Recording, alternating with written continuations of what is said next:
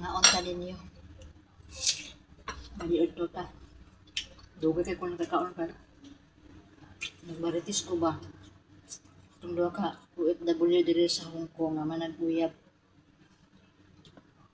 Nga nga wala, daw kunuhay sila. Nakanta niyo? Nakalangan. Namuot ko tanaw sa balita sa ilaha kay. Samtang nawala kuno sila sa bukid diri sa Hong Kong.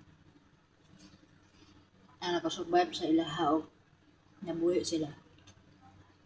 Mga prutas sama sa baki o uban pa nga naakon mo sa bukid sa Hong Kong. Pagka-imposible, kaya paminawon sa balita. O ingon tagbaging, mukatkat sila dito. Sus, naibitin.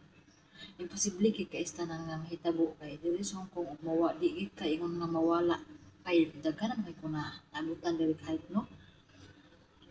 Naagi kay masugatan nga daghan yung kayo nga mga hiker nga mga tao diri kay nabuhi sila pa og hilig kahabit nila nga mag-hike. So imposible kay maingon ka nga mawa. Pero kung mawa man kaling ka ug wa kay gitaguan, wala kay gihibatan. Wala pa 24 oras mangita kag paagi nga makabalik ka. Pero sa akong kaingon imposible kay mawala ka dito sa Hong Kong, mas mawala pa ka sa Baclaran sa Manila. Kay gamay kaing Hong Kong unya.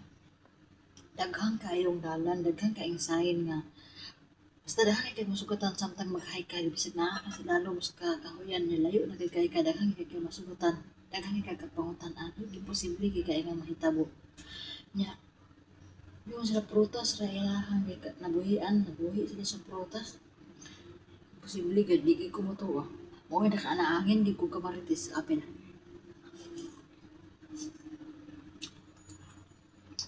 No?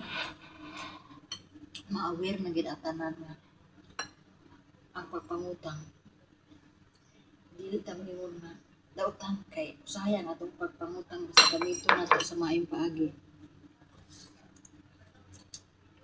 Daw kay tabang sa ato pagpuyo. Pero kung mangutang ka para sa imong luho, para sa butang nga dili na importante, murag makaimong ka nga iduot pug sa kahigayunan. No. Makatawa lang ko. Pero naman ka akong pagkaon, itlog, peach.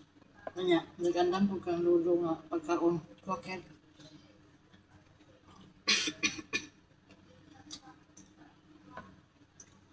Humo kay na siya na ako pagkaluto kay ginat-an naman na ako pinito eh. Dahon ba? Ang ilahang istorya, himo-himo nila.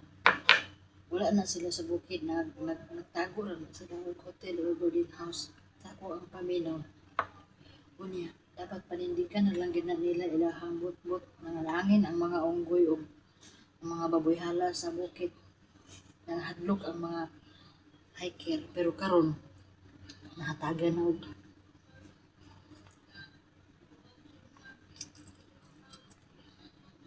linaw ang tanan. Di mo nila buang ang mga pulis sa Hong Kong nga kahit sa Hong Kong kung manawag kag emergency mo type kag emergency number at paspas ang ilahang pagresponde kaysa imuhang kachat sa Pilipinas.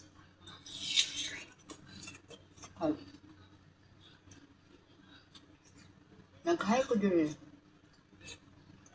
na artikulang nga pag dili ang gusto kaya siya yung artikulang batan on pagod na out balance sa iyahang paglakaw.